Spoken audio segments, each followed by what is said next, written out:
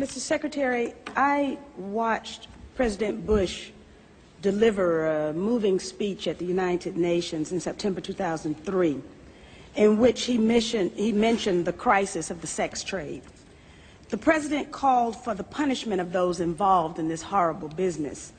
But at the very moment of that speech, DynCorp was exposed for having been involved in the buying and selling of young women and children.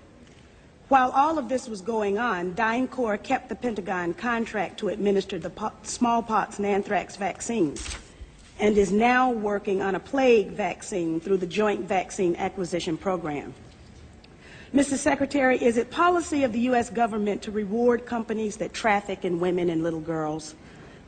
Thank you, Representative.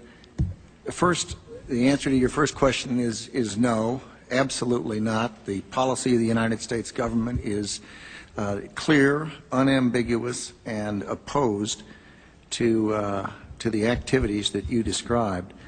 The second question. Well, how do you explain the fact that DynCorp and its successor companies have received and continue to receive government contracts? I would have to go and find the facts, but there are laws and rules and regulations with respect to government contracts, and there are times that corporations do things they should not do, in which case they tend to be suspended for some period.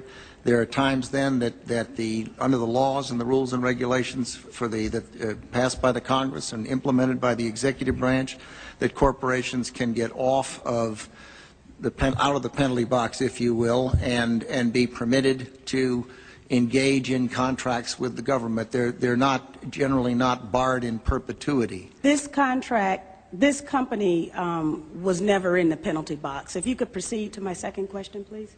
On your first question, I'm advised by Dr. Chu that it was not the corporation that was engaged in the activities you characterized, but I'm told it was an employee of the corporation, and it was some years ago in the Balkans that took place. It's my understanding that it continues to take place, and is that right? Yes. Well, if you can give me information to that effect, I'm sure you are interested in all of the information that I have, and I'll be more than happy to provide it to you. Good, thank you. But I would also like to get information from you. Okay. For example, the information that I just requested about who has those contracts.